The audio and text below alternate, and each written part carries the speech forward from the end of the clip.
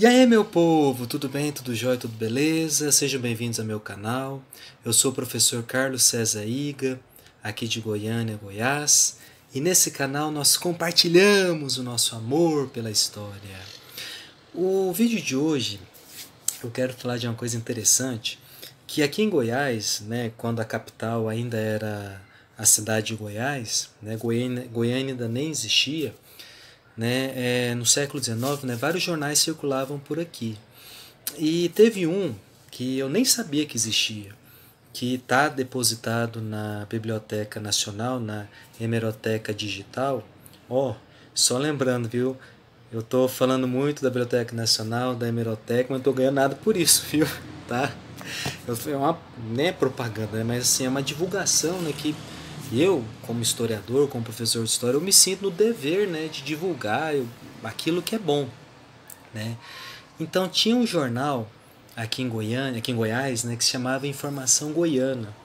Ele era publicado no Rio de Janeiro, né? Assim, como eu não tenho muito conhecimento sobre o jornal especificamente, da sua história, como começou, como terminou, mas era um jornal assim, pelo conteúdo, né, que eu estou lendo, um jornal muito bem feito, né? E ele buscava muito divulgar Goiás, né, para o resto do país. E como o Rio de Janeiro era a capital federal na época, então talvez seja por isso que o jornal era publicado lá. Né? Inclusive é até interessante, né, uma pesquisa sobre isso, né, sobre esses periódicos aqui em Goiás, tal, principalmente os que não eram publicados aqui. Né? Por isso que é bacana a pesquisa histórica, porque a gente vai conhecendo muita coisa que a gente nem imaginava que existia. Né? Antes de eu investigar a hemeroteca digital, eu só conhecia de periódicos mais antigos aqui de Goiás, o Matutina Meia Pontense, né, que ele era publicado em Pirenópolis, inclusive até a Secretaria de Cultura, há um tempo atrás, publicou as edições em CD-ROM, eu tenho até aqui em casa, eu tenho que procurar para ver. Mas o da Hemeroteca Digital tem vários, que circularam na cidade de Goiás, que circularam também aqui em Goiânia, né, que vou até atualizar, né, as minhas pesquisas com vídeos. Mas o motivo, né, desse vídeo é o jornal Informação Goiana, está bem aqui na minha frente, aqui no notebook. E a primeira edição ela traz uma coisa bem interessante. Mas antes de falar da primeira edição, para você entender, até o finalzinho do século XIX, né, comecinho do século XX, né, o Brasil, né, a população brasileira, na sua maioria, ela estava concentrada no litoral. Primeiro, porque a própria capital federal estava no litoral, né, que era o Rio de Janeiro. E segundo, porque essa concentração populacional no litoral ela é histórica. Né, ao longo do Brasil colonial, praticamente todo, né, principalmente no período do açúcar, né, do século XVI, século XVII, até o século XVIII, né, quando os bandeirantes descobriram o ouro, né, em Minas Gerais, Goiás, a maioria da população estava no litoral. Né? Então, essa ida do litoral para o interior começou, né, com a exploração do ouro e depois diminuiu, né, quando o ouro se esgotou, né, o ouro de aluvião, que era aquele que estava, né, nas margens, né, estava na beira dos rios. Né, mas aí o interior do Brasil não foi muito ocupado. Né? O primeiro cara que projetou, né, uma exploração, um povoamento do interior do Brasil foi o Getúlio Vargas, né, com a marcha para o oeste. Inclusive a construção de Goiânia, ela foi um dos principais símbolos dessa marcha para o oeste. E por isso que o Getúlio Vargas apoiou muito, né, o Pedro Ludovico na construção de Goiânia, que é de onde eu estou falando agora. Então, durante muito tempo, a maioria da população estava voltada para o litoral. Inclusive, tinha um frei, né, que visitou o Brasil durante um tempo, chamado Frei Vicente Salvador.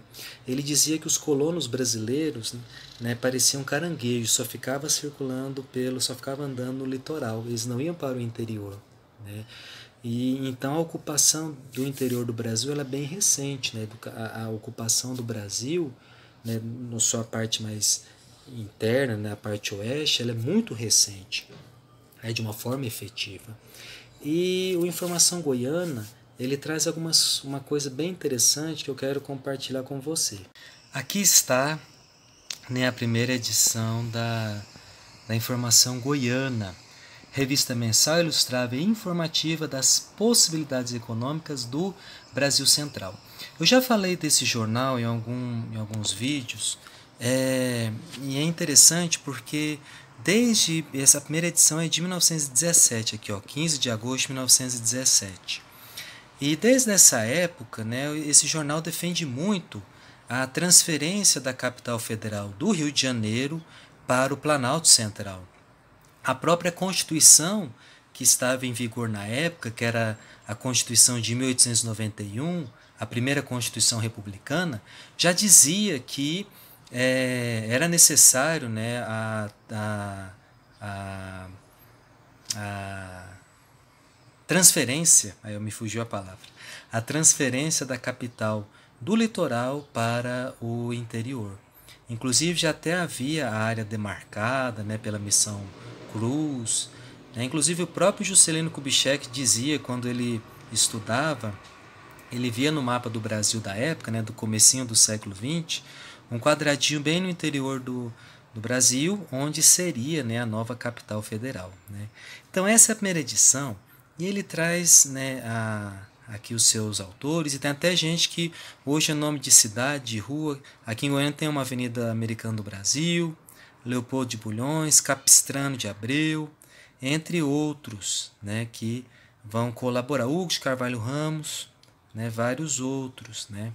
Então aqui a gente tem, olha, informação goiana aqui, ó, entre aspas. Aqui o aparecimento hoje desta publicação se justifica pela própria necessidade que havia de um órgão informativo e de propaganda das incomparáveis riquezas nativas do hinterland brasileiro, essa vastíssima região quase desconhecida sob todos os seus aspectos e que, no entanto, possui os mais fortes elementos para se incorporar às correntes progressivas das mais prósperas zonas do nosso país. Então, o Informação Goiana buscava, e talvez seja por isso que era publicado no Rio de Janeiro, que era a capital federal, né, divulgar Goiás, né, levar, né, as possibilidades, as potências que haviam no nosso estado para as outras regiões. Lembrando que nessa época, em 1917, não havia o estado Tocantins. Então, Goiás, eu até brinco, era aquele espigão, né, que ficava no mapa, né? Onde hoje é o estado Tocantins, pertencia ao estado de Goiás. E olha que interessante, como se sabe, Goiás ocupa o centro geométrico do Brasil e não carece, pois, de razões geográficas para representar ainda um importante papel social e econômico na grandeza futura da nossa nacionalidade. Por isso eu quero até pesquisar mais sobre esse jornal. Eu vou ver se eu consigo mais algumas informações sobre ele, porque é interessante, né? Quando a gente vê algumas publicações falando das potencialidades de uma região, né, da sua importância, né, para um país, muitas vezes essa publicação ela é financiada pelo governo, né, algum governo que patrocina para que, né, seja publicado. Eu não sei se é uma informação goiana partiu, né, dos colaboradores, dos seus organizadores, ou se foi, né, o governo da época que bancou, não sei, né. Continuando a nossa leitura aqui, o que é mister é tornar melhor conhecido de nós mesmos e dos estrangeiros o seu salubérrimo clima, as suas riquezas extraordinárias, as suas fontes de vida, as suas possibilidades econômicas, como também refutar, olha, isso é que é interessante, refutar com fatos e algarismos exatos as apreciações injustas que tantas vezes em livros e na imprensa se tem propalado acerca da terra goiana. Né, aquela coisa, né, aquilo que é desconhecido acaba gerando, né, ignorância, né? A pessoa fala o que muitas vezes não sabe, né? Em geral, o que aqui na capital federal, né, nos Rio de Janeiro, se sabe, olha só, deixa eu só subir aqui, o que se sabe do estado de Goiás, a imprensa particularmente, é confundi-lo com Mato Grosso. Olha para você ver, a imprensa daquela época confundia o estado de Goiás com Mato Grosso. Então você imagina, 1917, né, o Brasil, né, um país continental, Rio de Janeiro capital. Então as informações das outras regiões mais distantes eram desconhecidas da maioria da população que estava justamente na região litorânea. Então, se a imprensa, né, ela divulgava uma informação errada, essa informação acabava circulando, né, de uma forma errada. Por isso a importância, né, desse jornal para desfazer isso, né? O periodismo carioca, nas suas revistas dos estados, não inclui nunca o de Goiás. Olha só, Goiás excluído. Nem nos trabalhos organizados pela Diretoria de Estatística Comercial do Ministério da Fazenda, ou seja, nem o órgão federal tinha conhecimento de Goiás, das potencialidades de Goiás. Né? Nem nos do Serviço de Estatística Comercial do Rio de Janeiro. O simples vocábulo indígena Goiás vem mencionado. Olha só, gente. Havia então um total desconhecimento de Goiás. Né? Ora, um dos principais esforços dessa revista é precisamente colocar diante dos olhos dos capitalistas, dos industriais e dos comerciantes as possibilidades econômicas sem conta do Estado, mais central e menos conhecido do Brasil. A informação goiana traz, portanto, um fim e um programa que bem a definem na imprensa brasileira. Então a gente percebe que no comecinho do século passado, né, notícias sobre Goiás eram totalmente, né, desconhecidas, né? E se eram conhecidas, eram notícias falsas, eram fake news, né, como a gente diz hoje, né? Eram notícias erradas. Então a gente percebe que no século XX, né, o Brasil não havia uma unidade nacional. Né? Os estados não se conheciam, muito por conta da falta assim, dos meios de comunicação, que eram precários, né? Assim, não havia uma comunicação entre os estados, né? E também não havia uma curiosidade sobre isso. Né? Somente em 1922, né, com a Semana de Arte Moderna, principalmente muito pelo esforço, né, e pelo trabalho do Mário de Andrade, né, o escritor Mário de Andrade, que a cultura brasileira no seu interior vai se tornando conhecida, né, da maioria da população que estava no litoral, que estava na capital. Né, o Mário de Andrade ele vai ter um papel muito importante nisso, né, de explorar a cultura brasileira no seu interior, na música. Então a gente percebe que em 1917 o que se sabia de Goiás ou era errado ou era insuficiente. Né? Então, aquele abraço, fique com Deus e até o próximo vídeo.